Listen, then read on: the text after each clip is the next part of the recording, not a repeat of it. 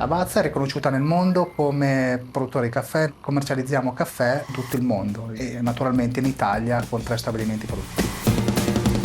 Le sfide dell'automazione sono cambiate nel corso degli anni, la priorità è quella di avere flessibilità e robustezza allo stesso tempo, quindi avere degli impianti che possono reagire velocemente alle richieste che sono sempre più veloci da parte esterne, diciamo, e nello stesso tempo avere sistemi che siano scalabili, mantenibili e facilmente riutilizzabili per altre necessità.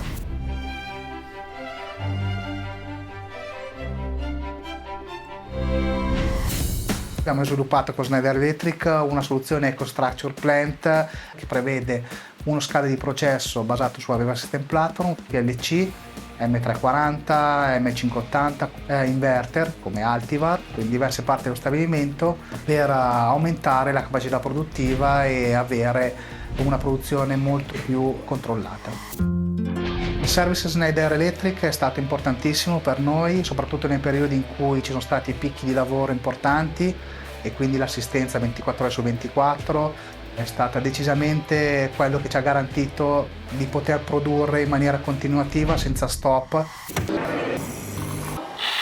Il risultato migliore che abbiamo ottenuto con Schneider Electric è sicuramente dare agli stabilimenti delle applicazioni robuste, stabili, scalabili e flessibili, importantissimo per le nuove sfide che stiamo affrontando in quest'ultimo periodo.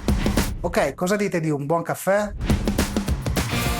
Per Lavazza la sostenibilità è un pilastro presente anche nel codice etico ed è importante avere partner come Schneider Electric che fanno di questo pilastro una filosofia aziendale. Questo naturalmente per avere un impatto positivo sul pianeta e sull'ambiente in generale.